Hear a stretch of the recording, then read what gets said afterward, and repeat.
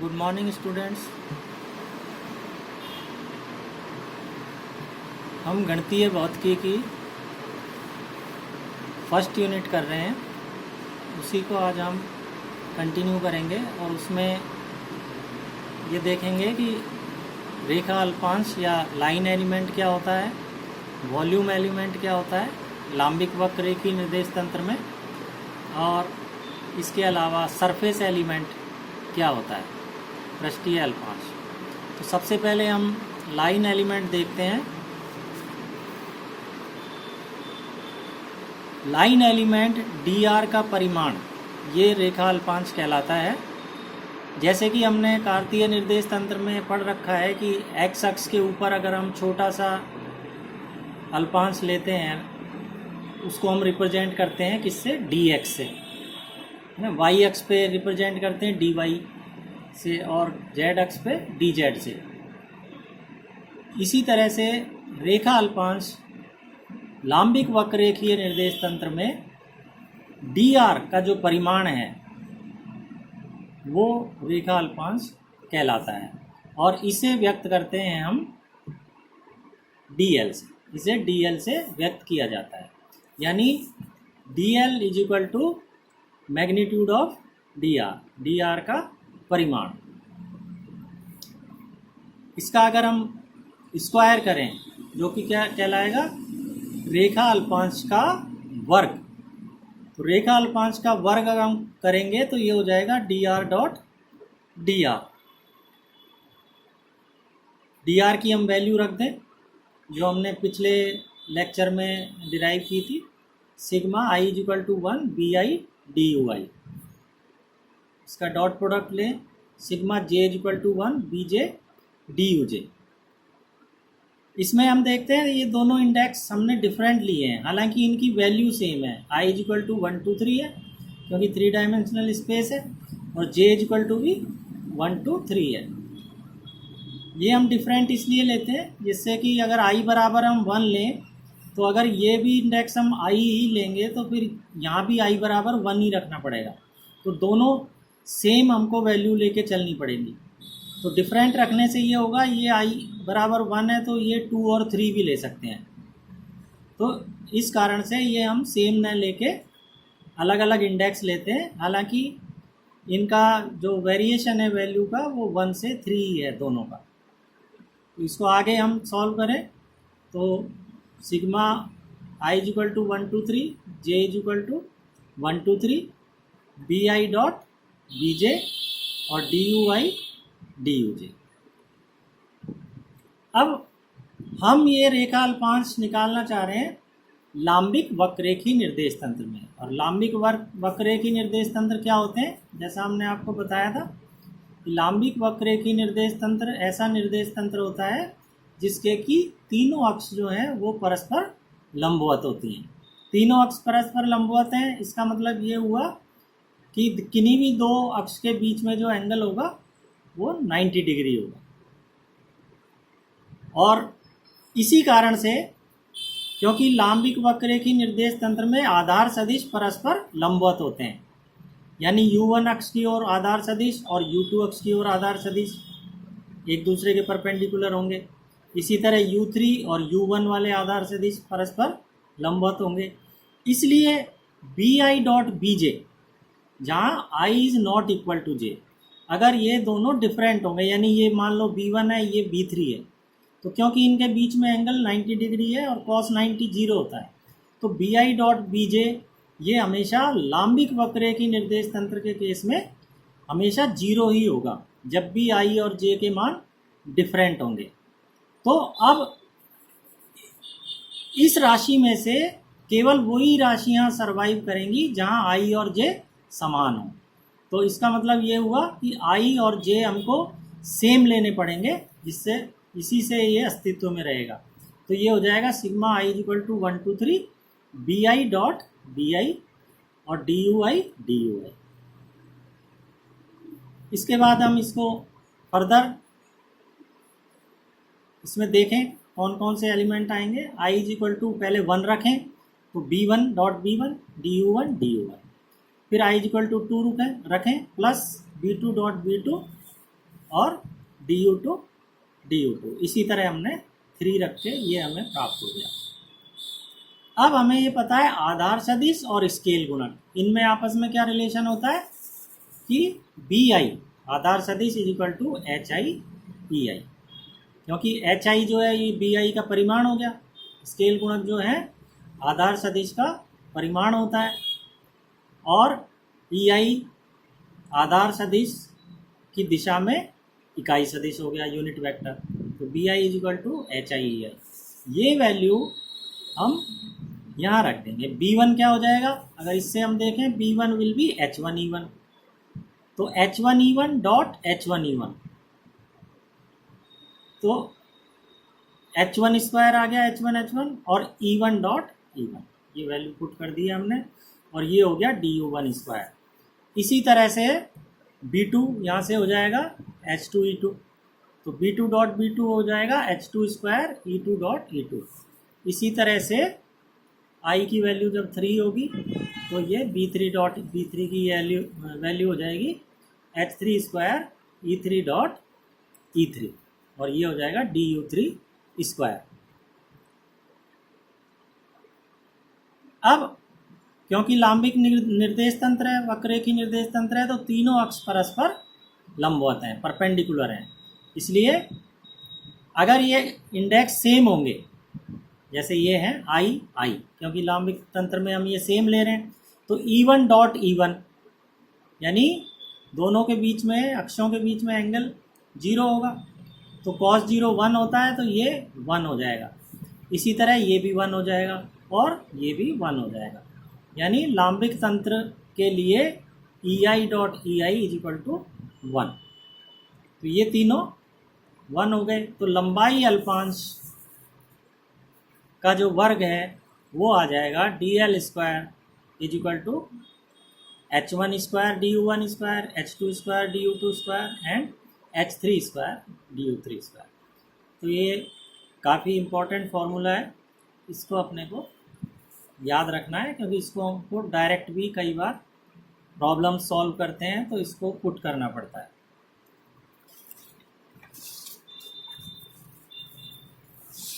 अब हम देखेंगे आयतन अल्पांश क्या होता है। तो अगर मैं आपको याद दिलाऊं कि जैसे कार्तीय निर्देश तंत्र में हम एक्स अक्ष पे रेखा अल्पांश लेते हैं, वो क्या लेते हैं dx, वाई अक्ष पे लेते हैं तो वो हम डिनोट करते हैं dy से, और z अक्ष पे लेते हैं तो वो डिनोट करते हैं हम dz से। और आयतन अल्पांश फिर क्या हो जाता है, इन रेखीय अल्पांशों से बना जो आयतन है वो आयतन अल्पांश हो जाता है, और वो अपने को पता है क्या होता है dx dy dz। इसी तरह से लांबिक वक्ररेखीय निर्देश तंत्र में आयतन अल्पांश क्या होगा, तो उसके लिए हम पहले U1 वक्र पर लंबाई अल्पांश देखना चाहेंगे छोटा सा कि क्या होगा। ये तो हमने इन जनरल यहाँ पे DL देखा था, DL जो है वो मैग्नीट्यूड होता है dr का, और इसका स्क्वायर हम निकाल चुके हैं, जो कि ये DL स्क्वायर हमने यहाँ पर ये निकाला था। तो इसी का यूज़ करते हुए हम U1 वक्र पर लंबाई अल्पांश निकालना चाहेंगे, लेंथ एलिमेंट। तो U1 वक्र पर क्या कंडीशन होती है, U2 भी कांस्टेंट होता है और निर्देशांक U3 भी कांस्टेंट होता है। तो U2 और U3 जब कांस्टेंट हैं तो यहाँ पर देखो DU2 और DU3 ये दोनों 0 हो जाएंगे, और U1 अक्ष पर जो लंबाई अल्पांश है यानी DL1 स्क्वायर, यहाँ पे L1 लगा देंगे U1 अक्ष के लिए, तो DL1 स्क्वायर हो जाएगा H1 स्क्वायर DU1 स्क्वायर। तो ये हो गया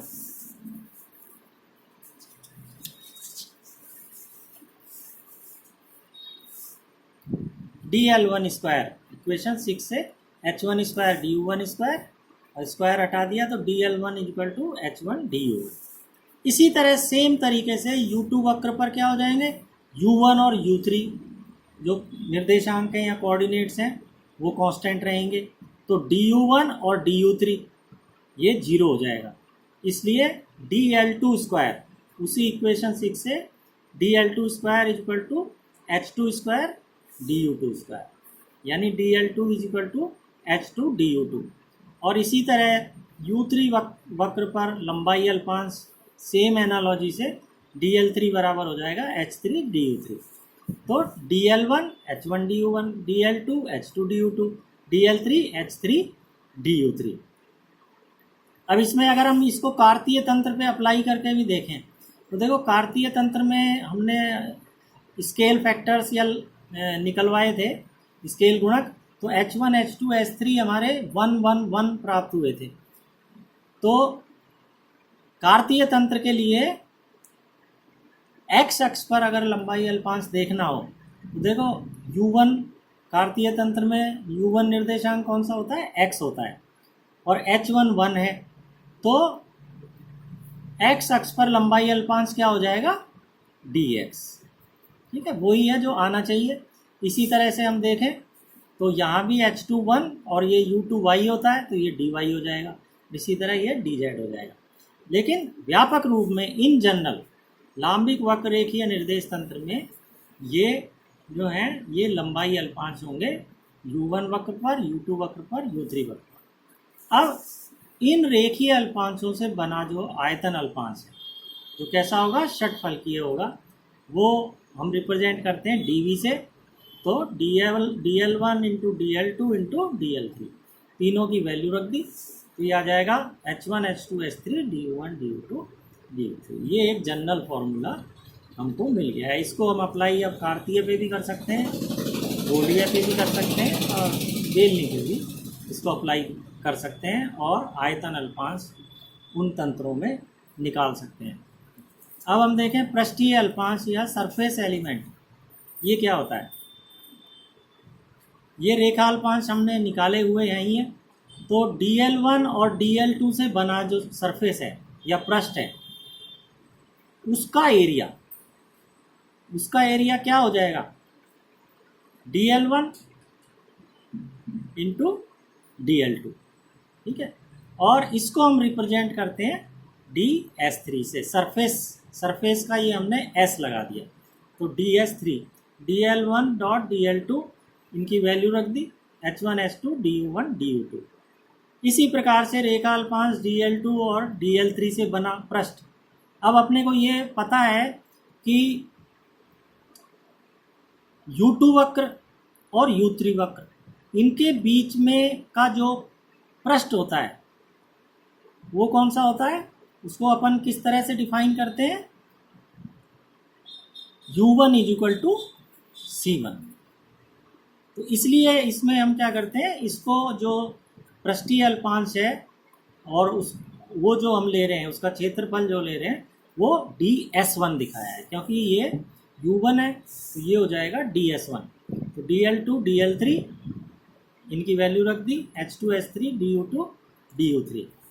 इसी तरह से रेखा अल्पांश dl3 dl1 से बना जो पृष्ठीय अल्पांश है उसकी वैल्यू आ जाएगी h3 h1 du3 du। अब ये जो फॉर्मूले हमने निकाले हैं इनको हम अप्लाई करते हैं कार्तीय तंत्र में। तो देखिए, जैसे पूछा जाता है कि कार्तीय तंत्र में लंबाई अल्पांश का वर्ग निकालिए, क्या होता है, या कार्तीय तंत्र में आयतन अल्पांश का मान क्या होता है। तो इसके लिए हम क्या करेंगे, ये कार्तीय निर्देश तंत्र में रेखा अल्पांश का वर्ग, आयतन अल्पांश तथा पृष्ठीय अल्पांश के लिए व्यंजक। अब ये अभी हमने फॉर्मूला निकाला है कि लांबिक वक्ररेखीय तंत्र में dl स्क्वायर यानी लंबाई अल्पांश का जो या रेखा अल्पांश का वर्ग है वो होता है h1 square du1 square, h2 square du2 square, h3 square du3 square. अब कार्तीय तंत्र के लिए अपने को पता है जो निर्देशांक होते हैं कार्तीय तंत्र में x, y और z होते हैं, यानी u1 बराबर x, u2 बराबर y, u3 बराबर z। और स्केल फैक्टर्स हम ऑलरेडी कैलकुलेट कर चुके हैं, वो 1 1 और 1 होते हैं। यानी H1 1, H2 1, H3 1। तो ये इस फॉर्मूले में अगर हम रख देंगे तो रेखा अल्पांश का वर्ग कार्तीय तंत्र में क्या हो जाएगा, dx² dy² और dz², क्योंकि H1 H2 H3 तो 1 है। इसी तरह से आयतन अल्पांश के लिए हम फॉर्मूला देखते हैं। तो अभी हमने डिराइव किया था कि किसी भी लांबिक वक्ररेखीय निर्देश तंत्र के लिए आयतन अल्पांश का व्यापक सूत्र ये है, general formula H1 H2 H3 du1 du2 du3। अब क्योंकि कार्तीय तंत्र भी एक लांबिक तंत्र है तो उस पर यह फॉर्मूला अप्लाई हो सकता है। तो ये फॉर्मूला उस पर अप्लाई अगर हम करें तो H1 H2 H3 1 होता है कार्टेशियन कोऑर्डिनेट सिस्टम में, और U1 U2 U3 ये x, y और z होते हैं। तो expression for volume element in Cartesian coordinate system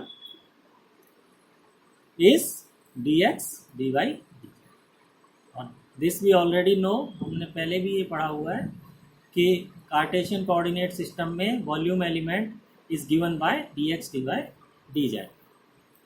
इसी तरह पृष्ठ अल्पांश आप आसानी से फॉर्मूले में रख के निकाल सकते हैं।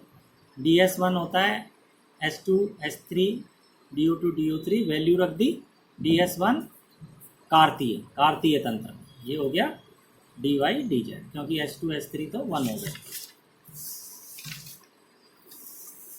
इसी तरह ये आसान है, आप आसानी से देख सकते हैं। ds2 कार्तीय तंत्र में हो जाएगा dz dx, और ds3 हो जाएगा dx dy। अब वक्ररेखीय निर्देश तंत्र में अगर किसी वेक्टर को, सदिश राशि को अगर हमने दिखाना हो या उसके लिए एक्सप्रेशन लिखना हो, रिप्रेजेंट करना हो किसी वेक्टर को, जैसे उस फॉर एग्जांपल ए वेक्टर हम ले लेते हैं, ये अगर हमने रिप्रेजेंट करना है तो ये क्या होगा, अब 3 डायमेंशनल स्पेस में इसके 3 कंपोनेंट होंगे ए के, है ना। तो U1 अक्ष की ओर जो कंपोनेंट है वो हम मान लो ले लेते हैं A1, U2 के अनुदिश हम ले लेते हैं A2, एंड अलॉन्ग U3 वो हम ले लेते हैं A3, और U1 U2 U3 जो एक्सेस हैं उनके अनुदिश इकाई सदिश वो ऑलरेडी हमें पता है, इन जनरल रिप्रेजेंट किए जाते हैं E1 E2 और E3 से। इसलिए किसी वक्ररेखीय निर्देश तंत्र में सदिश A को हम कैसे रिप्रेजेंट कर सकते हैं, vector A is equal to A1 E1, A1 पहला घटक है U1 अक्ष की ओर, और ये इकाई सदिश है A2 E2 plus A3 E3। तो ये जनरल इसको रिप्रेजेंट हम कर सकते हैं, जहाँ E1 E2 E3 U1 U2 U3 अक्षों के अनुदिश इकाई सदिश है। अगर कार्टेशियन कोऑर्डिनेट सिस्टम में, कार्तीय तंत्र में सदिश ए को हमने प्रदर्शित करना हो तो इसको हम आसानी से प्रदर्शित कर सकते हैं। अगर हम ये लें कि x अक्ष की ओर घटक ax से रिप्रेजेंट करें, y अक्ष की ओर घटक a2 से रिप्रेजेंट करें, और z अक्ष की ओर जो घटक है वेक्टर a का उसको az से रिप्रेजेंट करें, तो इन तीनों अक्षों के अलोंग इकाई सदिश हमें पता ही है क्या होते हैं। x अक्ष की ओर i, y अक्ष की ओर j और z की ओर k। तो कार्तीय तंत्र में किसी सदिश a को हम निम्न तरह से प्रदर्शित कर सकते हैं। इसी में हमने रख दिया वेक्टर a कार्तीय, ये सबस्क्रिप्ट इसलिए लगा दी कि ये कार्तीय तंत्र रिप्रेजेंट कर रहा है axi plus ayj plus az, जहाँ ax ay az x y z अक्षों के अनुदिश सदिश a के घटक है। तो आज हमने length element, volume element, area element इनके बारे में पढ़ा है, और इनके एक्सप्रेशन कार्तीय तंत्र में क्या होते हैं, क्या होंगे, वो हमने देखा।